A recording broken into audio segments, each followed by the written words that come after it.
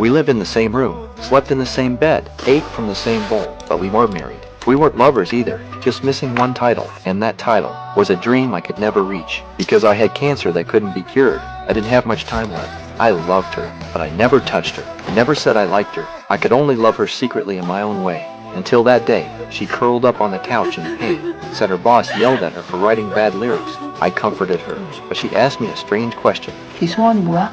좋은 남자 만나서 결혼해. 너랑 결혼하면 안 돼? 난 좋은 남자가 아니야.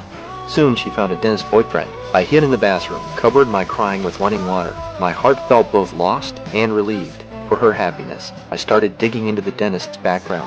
The records showed he was healthy, had money. Everyone said he was a good guy. This was the good man I thought she needed. But the dentist already had a fiancée. Looked like his family forced it, and that woman wasn't good news. I took the photos and found her. Hoped she would break off the engagement. She slapped me right across the face. Threats didn't work, so I wrote her a letter. Apologized from the heart. Said the girl I loved fell for her fiancé. Attached my medical records. Said I was dying soon. Hoped she could leave the dentist. Let the one I loved be happy. She thought I was different. She agreed to break it off. That night I set up a dinner. Made sure she sat next to the dentist. Watched them laugh and talk. I made an excuse about overtime at work. Gave them time alone. Right when I walked out, my headache hit. I collapsed on the street. Got up fast. Looked back at the restaurant. Scared she'd find out I was sick. I went home and made instant noodles. Looked calm outside, but inside I was falling apart. Suddenly, she came home early. She pulled the noodles over. I handed her chopsticks like always. We weren't married, but we lived like we were. I just couldn't change the fact I was dying. The dentist spent time with her. He fell in love with her. He kept asking her about us. She said I was like a father and a mother, sometimes more like a lover. The dentist didn't care. He kissed her anyway. When she told me, my heart went cold. I dropped the glass. Even though I knew this was coming, I still couldn't handle watching her with someone else. I hid in my room. The pain wouldn't stop. If I didn't have this disease, that I love you, I would have shouted it so loud. Soon the dentist brought wedding news. He wanted me to go with her to try wedding dresses, because this was her wish. When she put on that dress, not to walk into someone else's arms. I could barely whisper it looked beautiful. Suddenly, she made me put on a suit too, to take a wedding photo just for us. The moment I took off that groom's suit, I finally broke down. Silent agony. I wished so badly the groom was me.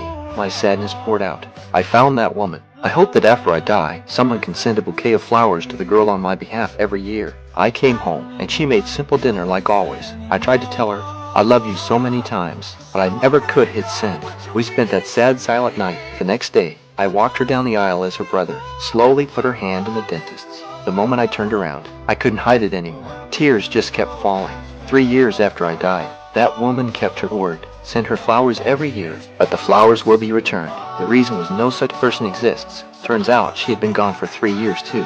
The clock turned back to that morning.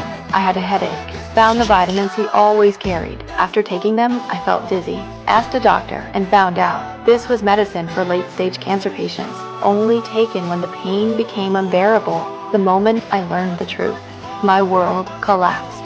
That day, I cried on the couch. Not because my boss yelled at me for bad lyrics, because I knew his secret. When he said his biggest wish was to see me marry a good man, I immediately went after the dentist on purpose.